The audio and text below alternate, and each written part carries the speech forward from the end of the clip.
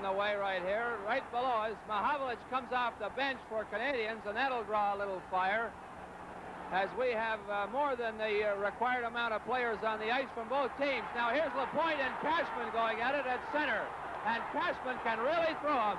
They're both going at it toe-to-toe. Oh, and Lapointe caught Cashman a good right hand. And there's Sanderson now getting involved in there, and they're all coming off. Both benches are emptying. Even Cheevers is coming on. And we're going to have a Donnybrook right down below us here as both benches emptied.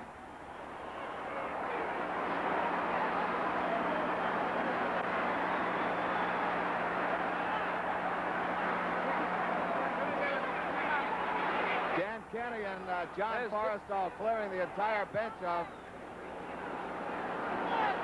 gloves and sticks. Awrey and Lemire down below us. Well, trying to figure out who's paired off with who is rather difficult. Cashman, a bad gash on the right eye. And now another one breaks out. Right at center ice. It looks like from here, K.Hodge. And Vachon piles on. Johnston joins in. Tremblay and Dallas Smith. Harper is involved. Hodge is in there.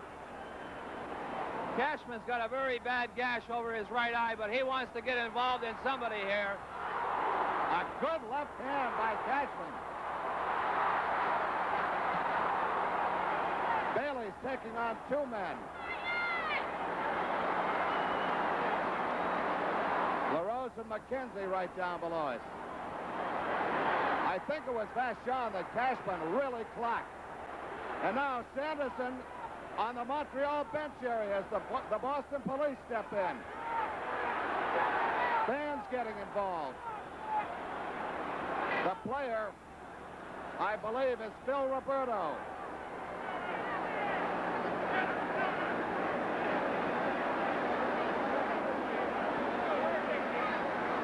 Sanderson being held by two Boston policemen.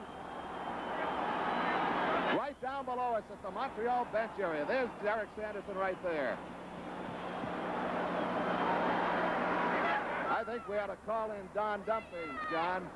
Well, I don't know, Don. I think that naturally very unnecessary, certainly well out of hand, and you could see the feelings were running very high through this whole first period. Lots of body checking.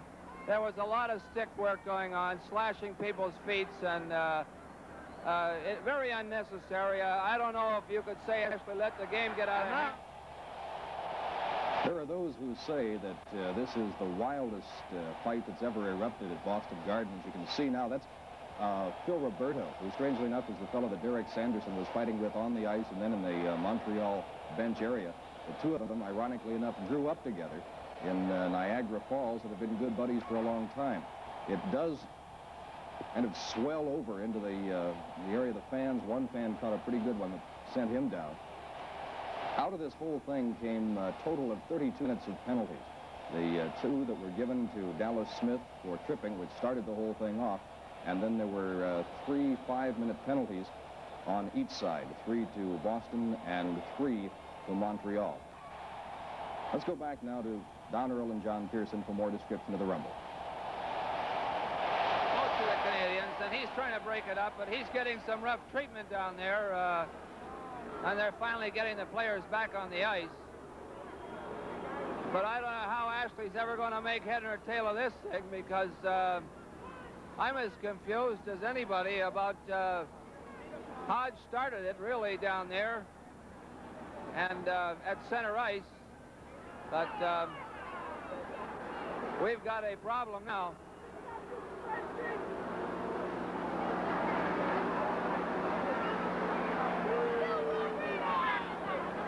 The Boston police are around the Canadian bench. That's where the activity has centered over the last 5 or 6 minutes. And Roberto is pointing to somebody about something that happened while he was in the crowd fighting with Sanderson. Somebody from behind must have taken a swing at Roberto. But he and Sanderson, and Don, I don't understand how Sanderson got over onto the Canadian bench to start with. Well, this I can't figure out either, John, but when all of a sudden the ruckus started, there he was, right on the bench. But it sure broke up the fights between the players in a hurry with that action going on behind the Canadians' bench with the Boston police involved in it. And now all the players are milling around. And it'll be some time now before this is straightened away. But if I were John Ashley, I think I'd suspend the 27 seconds left to play in this period and send the teams to their dressing rooms and start the 27 seconds at the start of the second period. I think that would probably be the smartest thing here. I think that we need a cooling off period, definitely. And right now is as good a time as any as far as I can see. It makes a lot of sense, John, because time does wonders in a situation like this, and I think both clubs could benefit from it. There's Cashman. You just saw him go over, and there's a right hand, left hand. He's got a tremendous left. The players were telling a funny story about Cashman with that left hand. They feel that he's going to throw the right, and he comes in with that sneak left. He's got a tremendous left hook, and he...